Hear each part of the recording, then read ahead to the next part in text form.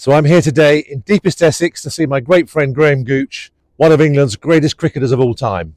England captain, England's leading test scorer, and today I'm going to have a chat with Graham about the Ashes series, which is live and happening right now.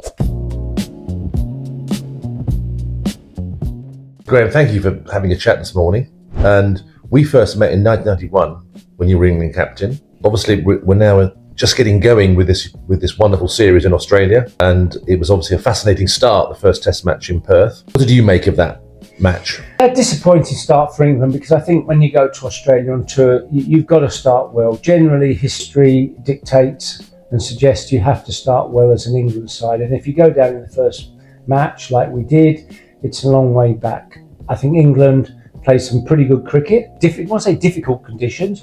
You know, it was a result pitch. It was never going to go the distance. I mean, I don't think anyone expected it to be over in 2 days, and each side only batting for 30 overs at a time. But England would have fancied their chances. I think in the last innings, when Australia had to get to 202, I think, to win. I thought it was about 50-50 then, because the pitch was doing something. We bowled brilliantly in the first innings to bowl Australia out for 120 odd to get a 40 lead, which was priceless in those conditions. But Travis Head come in, they put him in first, a bit of taking a chance, you know, to get him off to a good start. It worked. I don't think England handled him very well and bowled very well at him, but you know, to get 100 and change the course of the match, because I'd have thought at the start England had a even chance of winning that game.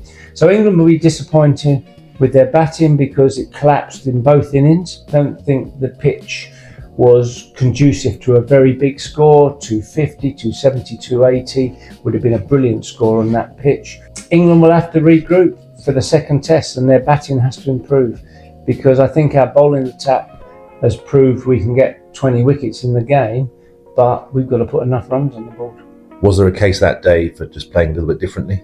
The beauty of the game of cricket is you can't play one style all the time, and England are playing ultra attacking cricket. You know, they're going for it with the bat, they're taking risks, taking chances, and to be fair, it's not really working. You know, you've got to assess the conditions, you've got to assess what you think's a good score, and you've got to play accordingly. So you can't just play on the attack all the time. Often you don't have to be the best player in the world, you need to be a smart player. We need to play smart. So when we need to play a bit more cautiously, with a bit more respect, you know, that's what we need to do. I don't think we're going to profit and succeed if we keep sticking to this all-out attack mode, whatever the pitch is doing. And there's no doubt that the match coming up at the Gabba, Brisbane, under lights, with a pink ball, history suggests that these games get a result. Australia have won 13 out of 14 night matches in Australia.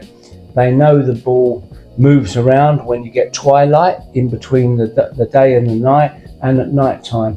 So most sides, they win the toss, they bat first, because they obviously bat in the daylight to start with, and that's an advantage. But England will have to play smart. I think they're capable of winning, but they've got to look at the way they bat, so we get enough runs for our bowlers to have something to work with.